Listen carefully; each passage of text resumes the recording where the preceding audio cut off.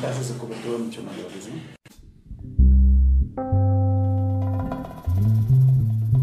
¿no?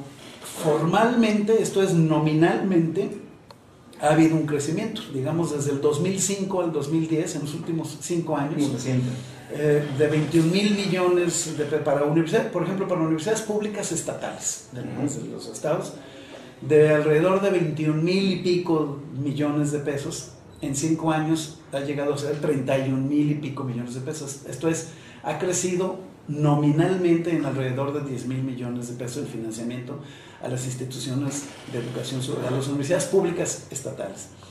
Pero en ese mismo periodo, la inflación acumulada ha sido de 20 y tantos por ciento, 21 y pico por ciento, de tal suerte que ya descontada la inflación de todo, acumulada de todo ese periodo, en realidad el financiamiento queda a unos 2 y pico puntos por debajo de la inflación. O sea, en realidad no hemos venido creciendo, hay un leve declive. Estamos creciendo.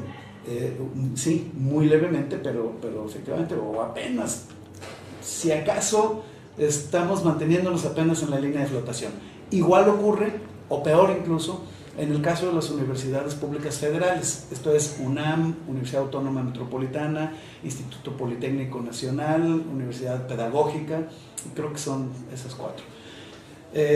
Allí el financiamiento ha sido mayor en términos nominales, esto es de 28,000 millones de pesos a 30 y tantos mil millones, pero igual con esa descontando la inflación, ellos están por debajo de la inflación todavía más que las universidades públicas estatales. Recientemente, para este año, el gobierno federal ya en su proyecto de inicio le está poniendo un incremento muy importante a 2 instituciones de educación superior que son muy importantes, la UNAM y el Colegio de México. Pero hay una disminución para el Instituto Politécnico, por ejemplo, la Universidad Autónoma Metropolitana queda tablas y la Universidad Pedagógica Nacional queda tablas formalmente, pero en realidad decreciendo, porque la Universidad Pedagógica Nacional tiene muchas unidades de gasto, o sea, muchas unidades, digamos, escuelas que dependen en el país, muchas de las cuales tienen un financiamiento bajísimo, bajísimo. Hay una, por ejemplo, en Michoacán, el otro día yo recibí a un grupo de profesores de allí, que tiene un financiamiento de, no sé, 200 y tantos mil pesos, que digo, que realmente no sirven ni siquiera para pagar los salarios, están teniendo que cobrar colegiaturas, y así más o menos se pueden ir sosteniendo. Entonces sí hay un financiamiento precario todavía. Al esfuerzo que se haga por parte de distintos actores, entre ellos el que ha realizado la Cámara de Diputados, que el año pasado tan solo tuvimos que remontar un recorte que venía propuesto por el Ejecutivo de alrededor de 14,000 millones de pesos para todo el sistema educativo. Tuvimos que superarlo quitando de otras partidas para no descobijar el sector educativo. Obviamente también debe corresponderse con el reclamo social de que la inversión que se haga en la educación tiene que ser correspondida con un ejercicio claro de este recurso, con una rendición de cuentas oportuna y sobre todo con una evaluación que permita saber el rendimiento eficaz o no que haya tenido esa inversión en la educación. Mira, yo creo que bueno, es un tema muy, muy espinoso, porque por supuesto, ¿quién puede deplorar que el Estado mexicano haga frente a una responsabilidad esencial, que además es una responsabilidad que define a cualquier Estado, que es el de brindar seguridad a sus ciudadanos? Es importantísimo que el Estado no pierda esa capacidad de poder brindar seguridad, de tener el ejercicio monopólico de la violencia legítima, justamente para evitar que haya detentadores de la violencia privada que atenten contra los ciudadanos o que vulneren a los ciudadanos. Nadie puede estar en contra de eso. Las estrategias, sin embargo, para combatir la inseguridad y para combatir el crimen organizado, que que han estado muy en la mesa de debate en estos últimos meses, pues sí creo que creo que se podrían hacer de tal manera que se pensara en que no solamente es la guerra armada contra el narcotráfico, sino también la guerra de inteligencia contra el crimen organizado.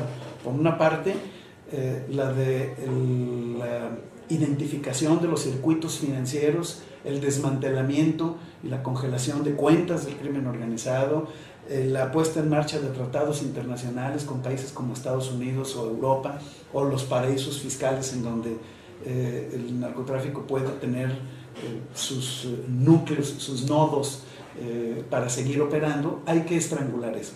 Pero no olvidar también, además de eso, además de lo que es la lucha de la inteligencia policial me refiero, a través de los organismos de inteligencia para detectar el quién es quién, el crimen organizado, y dar golpes quirúrgicos más que golpes que a veces hay que admitirlo, son muy mediáticos.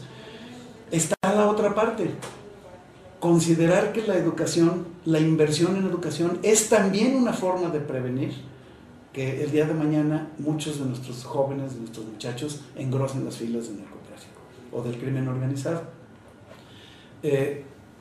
Cada vez que hay más muchachos sin posibilidad de acceso a los sistemas educativos, que no están en las aulas, cada vez hay más posibilidades de que esos muchachos pues estén sin oficio ni beneficio, que no trabajan, porque no hay empleos, pero tampoco están estudiando, tampoco tienen un proyecto de vida que los tenga allí, y son presa fácil de las redes del crimen organizado que los contratan. Y entonces, por eso, ante las cifras que ya parecen cosa cotidiana y a las que por desgracia nos hemos venido acostumbrando, 20 y tantos mil muertos en este año, y a ver si el siguiente van a ser otros 30 y tantos mil, y son cifras tan estratosféricas que ya hasta nos parecen normales. Pero tenemos que preguntarnos, ¿de dónde se están alimentando todas esas cifras? Cuando vemos que hay sicarios cada vez más jóvenes, en donde nos leemos por los periódicos que los que aparecieron descabezados o los asesinos de determinado grupo que se enfrentó con otro son muchachos de 22, de 23 años y a veces hasta de menos edad, que ya están enganchados en el crimen organizado. Entonces, invertir en escuelas, invertir en infraestructura deportiva, invertir en infraestructura educativa, invertir en posibilidades y en desarrollo, invertir en empleos, es también una forma de combatir la inseguridad.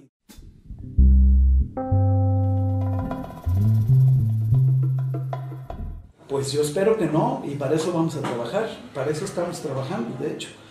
Este año el presupuesto de inicio que manda, el proyecto de presupuesto federal de egresos que manda el titular del Poder Ejecutivo a la Cámara, no viene con un recorte tan drástico como el del año anterior. Esto es, el año anterior eran 14,000 millones de pesos de recorte, eran más de un 6%. En este presupuesto formalmente hay un pequeño incremento de 3 punto algo por ciento en inversión en educación, en todo el sistema educativo, pero descontando la inflación en realidad viene deficitario por alrededor de 1 y pico por ciento, o un 1%, alrededor de un 1% deficitario. En relación al año pasado, bueno, no está tan mal, pero nosotros no queremos que sea deficitario ni siquiera por un 1%. De hecho, para mí, un presupuesto destinado a educación que no crece, aunque se quede tablas, ya es un retroceso. ¿Por qué? Porque el sistema sigue expandiéndose. A pesar de todo, el sistema sigue expandiéndose. Las universidades públicas tienen en este momento, están empezando a enfrentar pasivos y déficit en el ejercicio de sus recursos, porque aunque no les dan más dinero, aunque les dan el mismo dinero que el año pasado, vamos a suponer, sí se han incrementado las responsabilidades que tienen, porque tuvieron que abrir más aulas, porque han incrementado la matrícula, porque tienen plantilla no reconocida, porque ahí donde pudieron incrementar en infraestructura, por ejemplo educativa, una biblioteca, un ámbito deportivo, pues tienen que incrementar, por lo menos en el personal que cuida esa biblioteca, que atiende esa biblioteca, o en el personal que riega el pasto de la cancha de fútbol, o que atiende la infraestructura deportiva, en fin. No se puede no crecer en términos educativos, a eso me refiero. Entonces, para nosotros no es ningún consuelo que el presupuesto en educación se mantenga igual que el año anterior. No, gravísimo sería que decreciera, pero aún manteniéndose igual que el año anterior, ya implica un retroceso. Por eso vamos a tratar de que crezca sustancialmente.